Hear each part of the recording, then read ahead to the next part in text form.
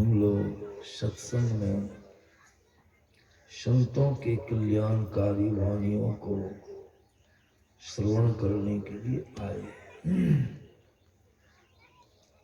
इसलिए एकाग्रता पूर्ण भाव से, प्रेम पूर्ण भाव से संतों के वचनों को श्रवण करना चाहिए। सुनने के समय में अवश्य ही एकाग्रता की बड़ी जरूरी होती है और गौर से आवाज में बंद करो।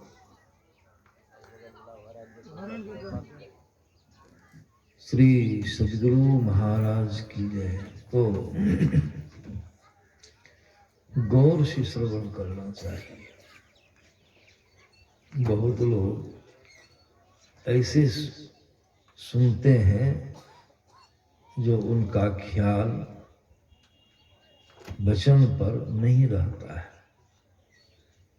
सत्संग में आए हैं जरूर, सब तरह के लोग हैं, बहुत गौर से सुनने वाले भी, जिज्ञासाकुल हृदय से सुनने वाले। कुछ लोग ऐसे सुनते हैं जो बैठे तो हैं जरूर, लेकिन ख्याल इधर उधर भटक जाता है, ठीक से सुन नहीं पाते। कुछ लोग ऐसा भी सोचते हैं कि सत्संग में जाके बैठे, पुण्य हो गया, बढ़िया से सुने चाहे नहीं सुने, पुण्य हो गया, बहुत लाभ हो गया। ये संत लोग कहते नहीं। इसी को तुलसीदास जी महाराज ने अपना विचार बड़ा सुंदर व्यक्त किया है। कहते हैं कि नित्य प्रति दर्शन साधु के, ओ साधुन के संग तुलसी काहि वियोगते नहीं लागा हरि। क्या कारण?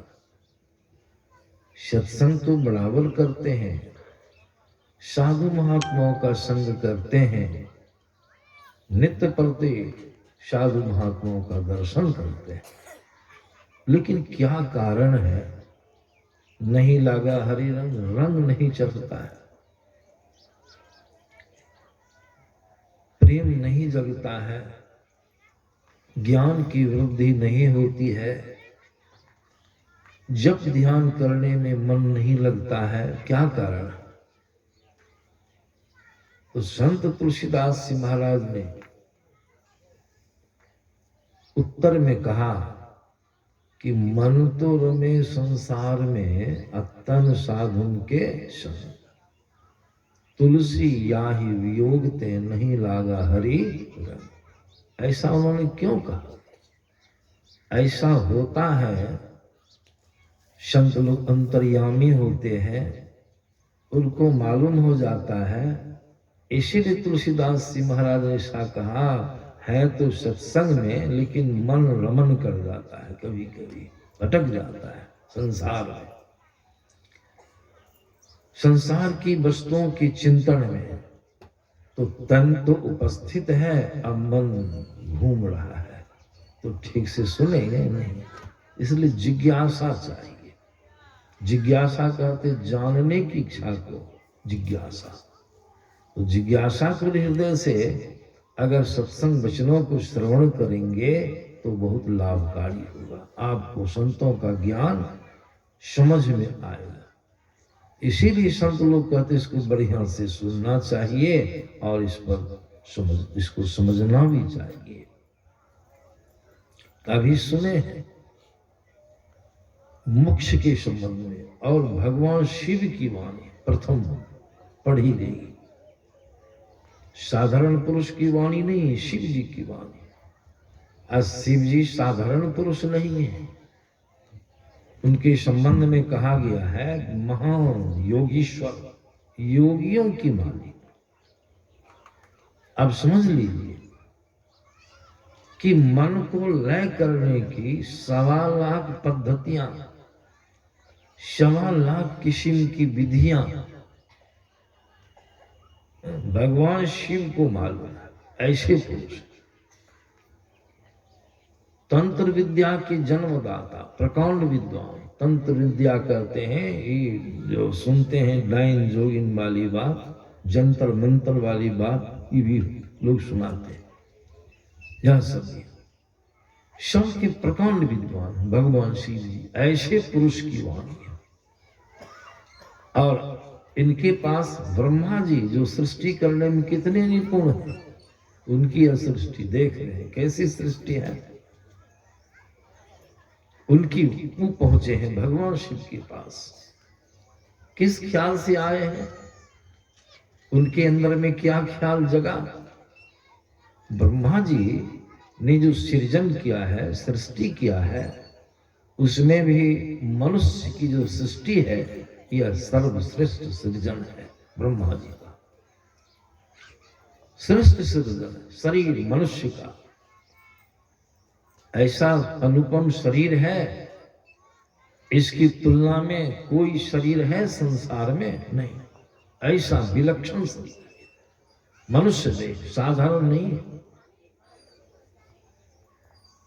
सुंदरदास जी महाराज की वाणी में तो बड़ा अच्छा वर्णन आया है। सुंदरदास जी महाराज देखिए कितने अच्छी तरह से सुनाते हैं। कहते हैं,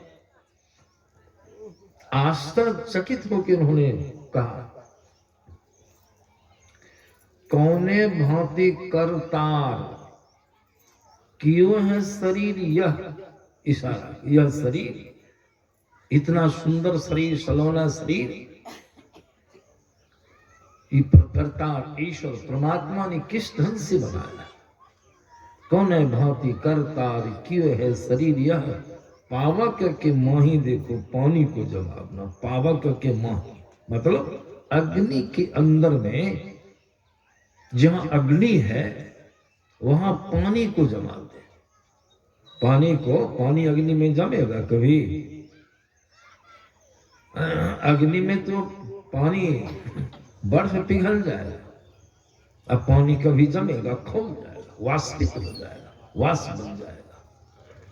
लेकिन प्रभु की लीला कैसी है, उनका ढंग कैसा है, उनका प्रबंध कैसा है, कितनी विचित्रता है।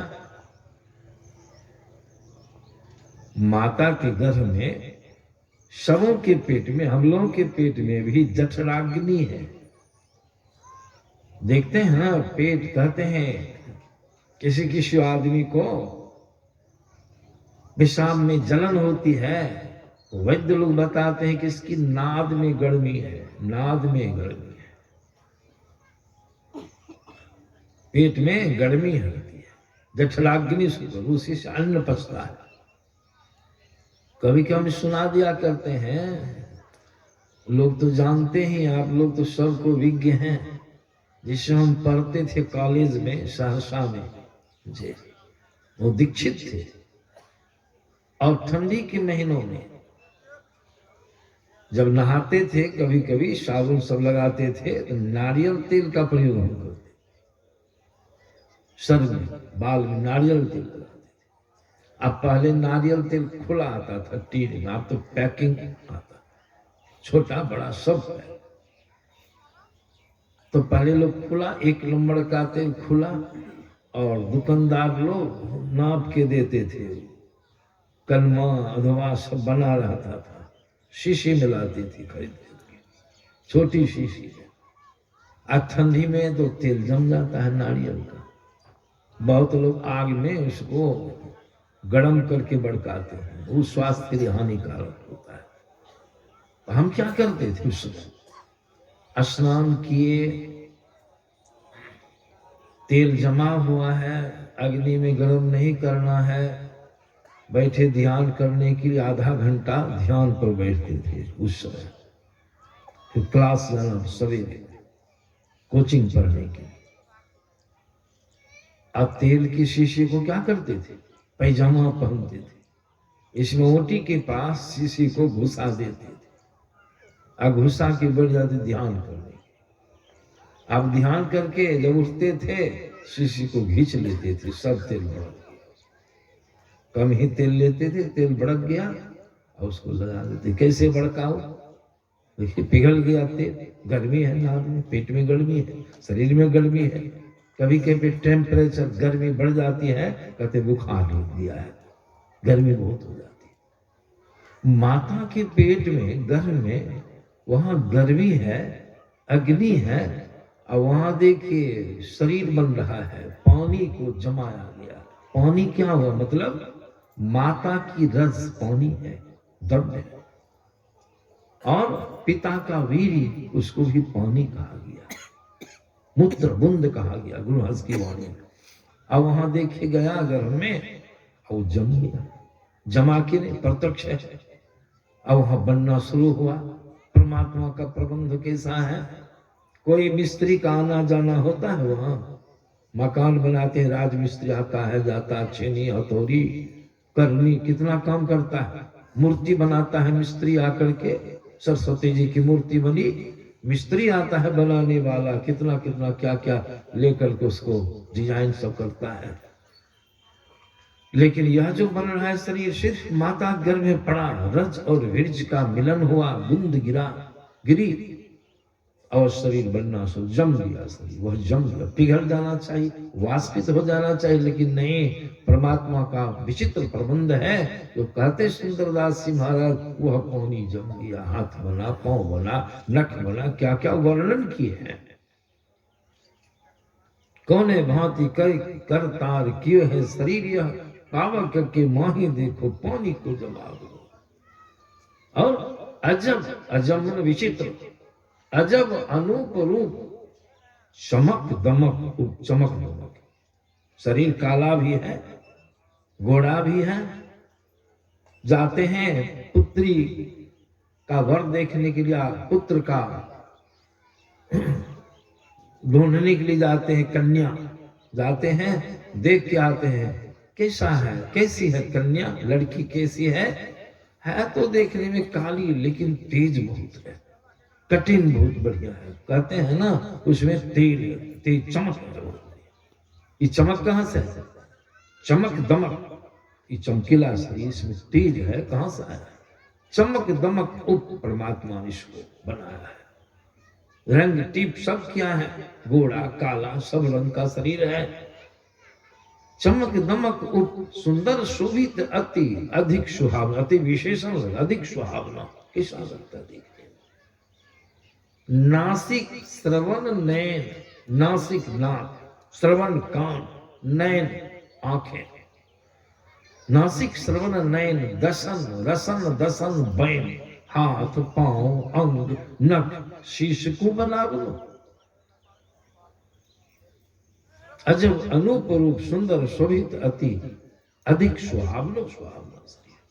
परमात्मा ने नाक बनाया, नाक से हम लोग गंध लेते हैं, सुनते हैं, श्वास लेते हैं, तो कहिए नाक में सिर्फ छिद्र ही रहता है, हाँ 2 छेद ही लगा रहता है। नाक खड़ी नहीं रहती तो मुंह कैसा लगता, देखने ना, देखते हैं ना, जिसकी नाक कट जाती है, कहीं जाते हैं कथा बथा के नाक को बेसी देखते, नाक खड़ी है, नाक थोड़ी है, उसको पसंद नहीं करते हैं लोग। और नाक सरपट नहीं रहती तब ये खड़ी, तो मुंह कैसा लगता, उसको क्या कहते हैं, जिसकी नाक कट जाती है। नाक हमारे यहाँ एक था, उसका नाम था खनहा, उसको खनहा कहते हैं, नाम बदल गया, आपरूपी नाम दिया। कान देखिए, कान बनाए हैं, छिद्र है, श्रवण करते हैं, लेकिन झालर लगा दिए, बागल कठिन बना, बहुत बढ़िया सोच के परमात्मा ने बनाया, इसका भी काम है उपयोग। आंखें बनाए, आंख में पिपली नहीं रहे तो आंख कैसी लगे देखने, अब भौं ऊपर कठिन, ये भौं नहीं रहे तब कैसा लगेगा, देखने में बढ़िया लगेगा। उंगली बनाए, नख बनाए, क्या सब क्या परमात्मा ने दिया। अजब अनूप रूप चमक दमक उप सुंदर शोभित अति अधिक, सुंदर शरीर परमात्मा, ऐसा शरीर कोई नहीं है, मानव का शरीर सर्वश्रेष्ठ शरीर। लेकिन बढ़िया तो जरूर है, लेकिन रहने वाला नहीं है। देखिए रहेगा, रहता है, रहेगा, है तो बड़ा सुंदर, लेकिन रहने वाला नहीं, इसका मरण होगा, नाश होगा। इसके अंदर, इस शरीर के अंदर में ही आप जीव तत्व हैं, बोलने वाले आप संत महात्मा लोग शरीर तो बड़ा सुंदर है, लेकिन संतों के ज्ञान में आया है यह एक किस्म का बंधन है। शरीर बंधन है। किसका बंधन है? आपका। आप शरीर के अंदर में हैं, अंदर में रहते हैं, लेकिन फ्री नहीं है, स्वतंत्र नहीं है। यह देखिए, है तो बड़ा बढ़िया, लेकिन संतों ने इसको जेल की संज्ञा भी दिया है। शरीर है बहुत सुंदर बनावट, इसमें कसर नहीं है, लेकिन है जेल। शरीर बहुत सुंदर है लेकिन है पिंजरा। शरीर बहुत बढ़िया है लेकिन है मुश्किल। देख लीजिए, प्रत्यक्ष गुरु महाराज की वाणी में आया है। कहते हैं ये शरीर या संसार एक ही चीज से बना, 5 मिसालों से, स्थूल संसार, स्थूल शरीर। उसमें आया है, गुरु महाराज कहते हैं यह दुनिया, यह शरीर बंदी गृह। देखिए क्या है, कैसा है, देखने में सुहावना सुंदर है, सब शरीरों से बढ़िया जरूर है, ये भी जेल है। गुरु कह दिया दुनिया बंदी गृह किसका? कैद खाना है तो किसका? ये भी समझिए, जानिए, इसको बढ़िया से सुनिए। जम का, ये जम का कैद खाना है शरीर, जम का। इसका मालिक जम है, संचालक जम है, ऑपरेट करने वाला जम है। गुरु महाराज ने कहा यह दुनिया बंदी गृह जम के, इसमें कैदी कौन है? कैदी कौन है? तो जीव बंदी रहे घेरा रे। आप बंदी गृह में बंदी बन करके हैं, घिरा हुआ, गिरे घिरे हुए अंदर में। एक ही शरीर नहीं है, कल मैंने सुनाया था, सब कोई जानते हैं इस बात, फिर भी सुनाना पड़ता है। 4 शरीर हैं, 4 घेरे हैं, 4 बंधन हैं, 4 किस्म का की दीवार से आप घिरे हैं। एक ही शरीर नहीं है, यह जानना। इसीलिए कहा गुरु महाराज ने बंदी गृह जम के जीव बंदी रहे घेरा रे। इसके अंदर हम जीव घिरे हैं, यही बंधन हो गया, बंधन में पड़े है। तो बड़ा बढ़िया शरीर, ये बंधन में बंधन है। राधा स्वामी जी महाराज की वाणी में तो स्पष्ट रूप से कहा गया, बराबर सुनाया जाता है, बहुत सत्संग प्रेमियों को स्मरण भी होगा। ये ज्ञान का विषय है। बंधे तुम बंध गए हो। राधा स्वामी सारा के तुम जीव बंध गए। बंधे तुम गहरे बंधनान, गहरे बन सघन, बंधे तुम गहरे बंधन आन। क्या है बंधन? इन्होंने बंधन कह दिया। पहला बंधन पड़ा देह का, देह बंधन। बढ़िया है जरूर, लेकिन बंधन है। किसी आदमी को सोना की कड़ी से बांध दीजिए, गत्तर गत्तर बांध दीजिए, कहिए तो क्या बंधन? सोना है तो सही, लेकिन है तो बंधन, बंध गया हो। शरीर बढ़िया है जरूर, लेकिन बंध गए। बंधे तुम गहरे बंधन आन, पहला बंधन पड़ा देह का, शरीर का बंधन। और भी बंधन बताया गया, लेकिन मूल बंधन है इस शरीर। किसका बंधन? आपका। मालूम नहीं है कि हम बंधे हैं, किसी को मालूम है? नहीं। बंधन युक्त हो कि संसार में विचरण करते हैं, कहीं जाते हैं, बंधन साथ ही रहता है, मालूम नहीं पड़ता है। किसको मालूम पड़ता है कि हम बंधे हैं? अगर रस्सी से बांध दीजिए, हथकड़ी लगा दीजिए, खंभा में बांध दीजिए, वो बुझेगा कि हम बंधे हैं। रस्सी के बंधन से बंधे हैं, लेकिन यहाँ तो बंधन कुछ नहीं है। लोगों को मालूम नहीं कि हम बंधे हैं, बंधन को ही समझते हैं कि हम यही हैं। कल मैंने सुनाया था, अपने आप को, हम शरीर को ही समझ गए अपन हम ही हैं, शरीर ही है, इसलिए आपको बंधन मालूम नहीं पड़ता है। जिसको यह ज्ञान हो जाएगा कि हम चेतन आत्मा अंदर में है, यह शरीर हमारे ऊपर ये बंधन है। अब संत महात्मा लोग कहते हैं